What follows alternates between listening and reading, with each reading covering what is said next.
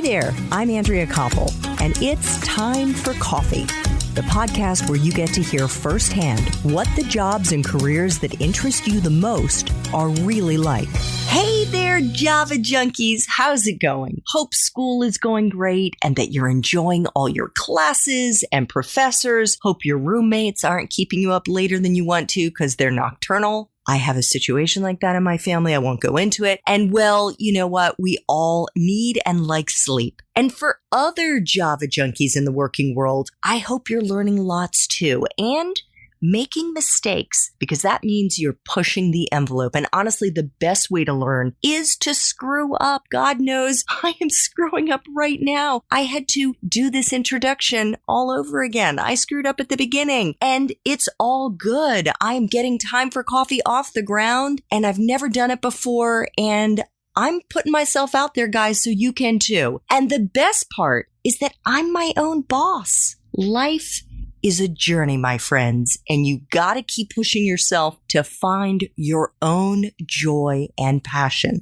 Speaking of joy and passion, my next guest embodies both. So grab your mug and take a chug, because it's time for another caffeinated career conversation. And my guest today is someone I had the great pleasure of working with when she and I were at the global humanitarian and development organization Mercy Corps. But I really got to know her during an incredible trek she and I took in Nepal after we'd wrapped up a work trip in Nepal's capital of Kathmandu. We will get into that for sure during our longer T4C interview. Johanna Thoeresz combines her love of philanthropy and philanthropists in her role as Chief Development Officer at the Oregon Community Foundation. She brings 30 years of development experience to lead a statewide team of highly qualified philanthropic advisors who help individuals and families create legacies of giving through donor-advised funds, scholarship funds, and testamentary gifts, which basically means it's put in your will or your trust. Johanna, my trekking companion, welcome to Time for Coffee. Are you caffeinated and ready to go? I'm so excited to be here and talking with you, Andrea. It's been way too long. I know. Thank you. I know, but are you caffeinated, my friend? Well, actually, I'm not, because I listened to your podcast with Dr. Mark Hyman, and he so inspired me that I'm on his 10-day detox diet, which includes no coffee. I love it. Oh my God. If I could give you a hug right through the Skype audio, I would be giving you a hug and a high five. Yes, I totally embrace that. And the whole Java thing, it's all about what works for your body. So exactly. Congratulations, my friend. Thank you. So let's jump right into the espresso shots here. Okay. What entry-level jobs, Johanna, are available to Java junkies who want to break into the world of philanthropy, the world of development, all of the above? Yeah. Well, I think it's great to start as early as you can in a variety of ways. If you have an interest in working for the betterment of the world, let's just put it out there in a big way, volunteering is an amazing way to understand what nonprofits do. And it's the way that you really start to understand the mission of an organization and how you can be helpful. And it's a great resume builder. For those still in college, phonathons and the development office, every college and university has one. They're often very big and robust departments. But if you can get a job in the development office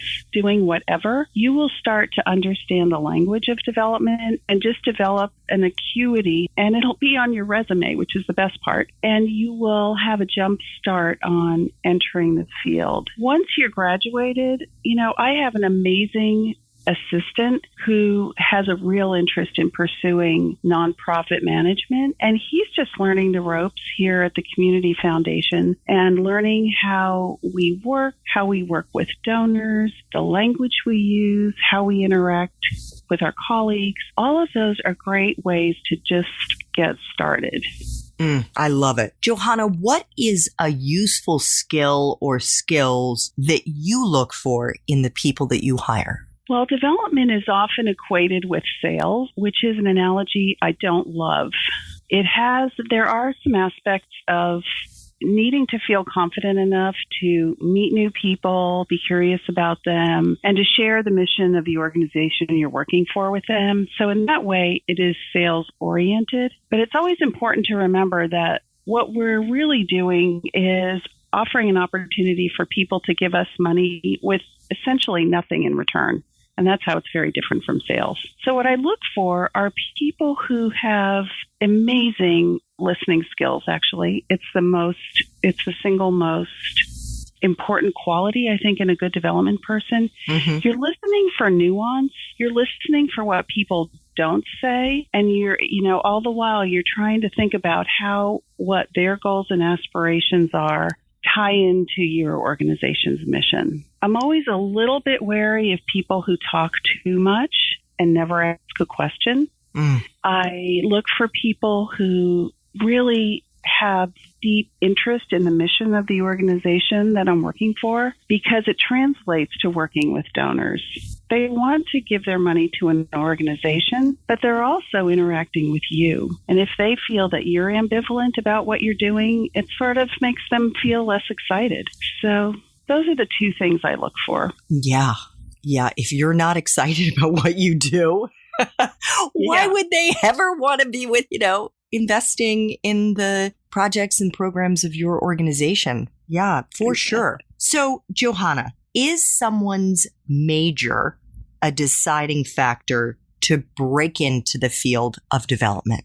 I actually think a liberal arts education is a brilliant background for this job. In my experience, I have met so many people from all walks of life, and being able to understand just a tiny bit of what they're talking about, if they're engineers, if they're architects, if they're educators, my knowledge is a mile wide and an inch deep on many, many topics. And I've just learned that it really serves me well. I majored in German Lit, which, how weird can it be? Right. So I think it's about having a broad sort of spectrum of interests. And frankly, any major is going to be good. And if people I do think a business degree is not a bad degree to have either, because nonprofits are run like businesses, and they need to run in the black, and people need to understand money. So that's as good a business as any also. But I just think if you've got the passion for it, what major you had will not hold you back. By the way, I didn't mean to diss your German Lit major. I like Goethe as much as the next person, but I was just thinking, holy cow, we knew Johanna did not have any idea what she was going to be doing when she graduated. But that's our next conversation. So what about a graduate school degree? And less so, Johanna, for the entry-level positions, and more so for someone who wants to get to the top of this field?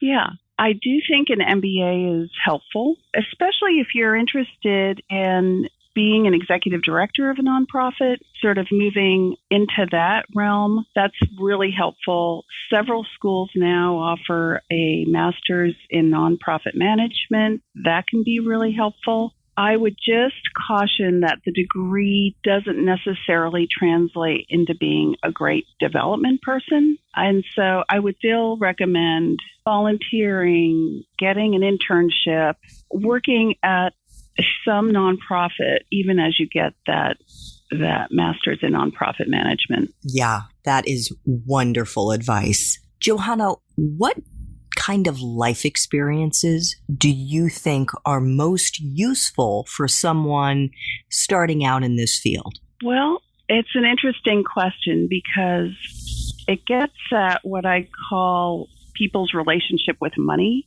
So all of us have money flowing through our lives one way or another. Some have more, some have less. And in the world of development, we work with a lot of high net worth individuals, especially on the major gift side. And so I think your life experience informs your relationship with money.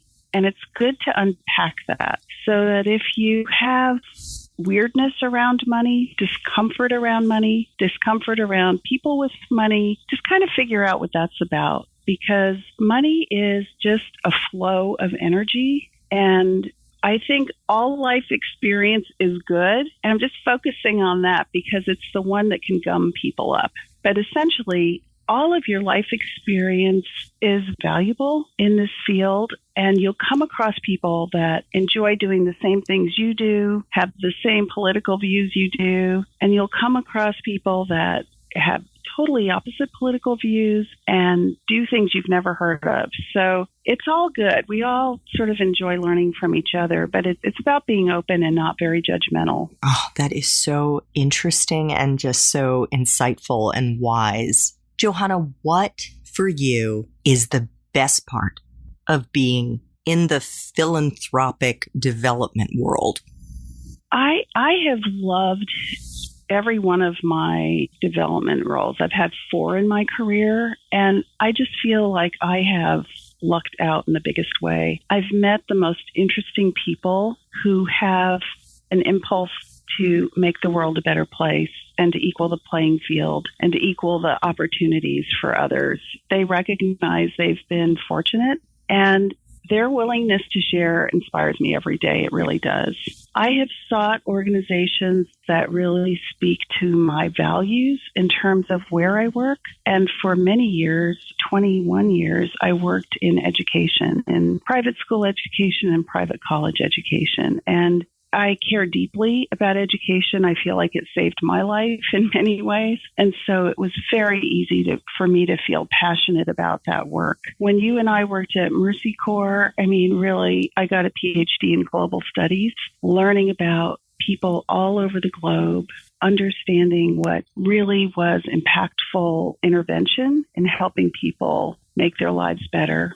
And now here at the Oregon Community Foundation, I feel like it's a gift to work here. I feel like I'm able to wrap up my many years of experience with a beautiful bow in terms of how much I've learned along the way, the ability to meet with donors I've worked with in Portland, Oregon for the last many years. It's a phenomenally great organization with a lot of integrity and wisdom in terms of what's good for the state of Oregon. So I think I veered off the question, but I just feel incredibly lucky because I see the world through optimism, through the eyes of people who really believe they can have an impact in making the world a better place. Who gets to do that every day? And the wonderful fact is you are making a difference every day. It's great. So the flip side, Johanna, because every job, no matter how much we may love it, has or may have aspects that suck. So what is the part of your current job that sucks the most? That is so funny. Actually, I'm going to go back to a couple of other jobs because this job is a little bit different. But when you're working for a nonprofit, and I've worked for, the ones I mentioned, but during capital campaigns, like gigantic goals where you don't know where the money's going to come from and there's a pressure to raise it. And then you do go through periods of drought. There are periods where you think, this is never going to happen. I don't know how to do this. Where is that next wonderful donor going to come from? I have no idea. Why did the person that I thought would really give $1 million to this project said no, and I'm not interested? You really do have to be somewhat resilient in living through the highs and the lows of the yeses and the nos of development work. And it's really important to remember, now that I've done this for a while, I have more perspective. It's just important to remember that it's not about you. It often has to do with people's personal circumstances. It may be no, but it may be not yet. There are just so many factors that go into it. So keeping the boat steady is really important in this work because it can mess with your emotional roller coaster at times. So that would be the hardest part about it. Thank you. Yeah. Johanna, what is the best career advice you've ever gotten? 2 things. One is a repeat of what I've already said, but make sure you're pursuing organizations or fields of interest that really speak to your heart. It makes the work so much more enjoyable and doable during the rough times. And secondly, look for organizations that are big enough early on, especially where you have great mentors and people to learn from. I really believe that I learned my best development skills from other philanthropists, frankly, boards of trustees, fellow colleagues, and supervisors who were brilliant at their work. You just don't get that in a degree program. So make that a priority when you're looking for your first few jobs. Oh, that is such wonderful advice. I wish, especially with the second one, I think I followed the first one inadvertently, but the second one, I felt very intimidated to go up to people who were more experienced than I was and to say, gosh, you're so good at what you do. And I feel like I'm learning. I felt like I had to keep up the facade, like anyone thought that I really knew what I was doing, but I had to keep up the facade that I knew what I was doing. And so I think if you can drop your guard and just be authentic and honest with yourself and with your colleagues, they will gladly take you under their wing. It's so true. I think I'm just going to say one more thing, Andrea, and authenticity, being authentic as a development person is the key. You don't have to be somebody you're not. Just be yourself.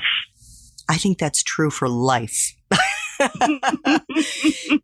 Okay, Miss JoJo, what movies, if any, or Netflix, Hulu, Amazon shows, or fiction books do you think accurately depict your profession? I don't even know how to answer that question because there aren't too many fiction books or movies that talk about what I do. But I would recommend a phenomenal book to anybody interested in development. And the title is The Soul of Money by Lynn Twist.